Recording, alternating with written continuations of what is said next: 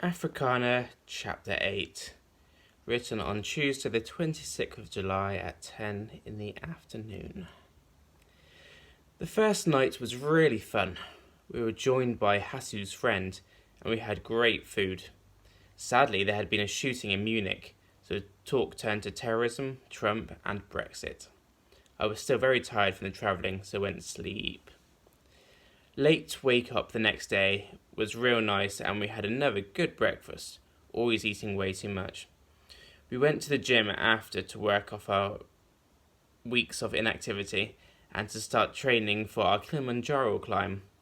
After 10 minutes on the treadmill, however, Barrett summoned us back to the apartment where we had a big lunch waiting for us.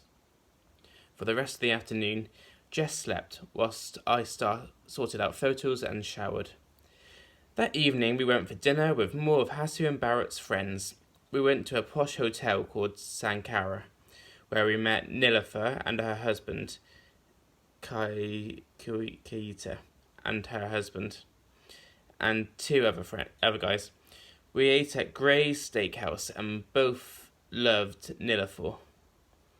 Kaita, however, was a bit weird and freaked out about the fish being cold or something.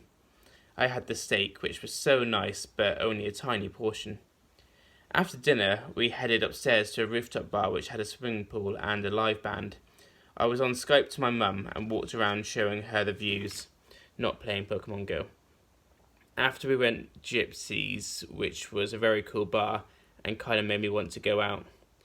One of the uncles pointed at people stood on tables dancing and told me they were all on drugs, though I'm sure it was just alcohol. After the lads' night out, we all headed home. On the 24th, we got up and ready for an Indian wedding. Barrett sort of knew the bride's family, but the groom was a local celebrity, and so there were 2,500 people attending.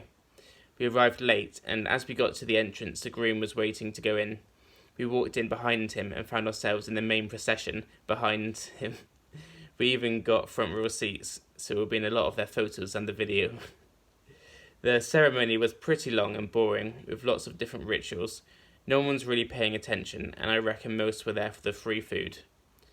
Anyway, after getting our free food, we returned home for nap time. That evening we visited an Indo-Chinese place, which, like everywhere else, had incredible food.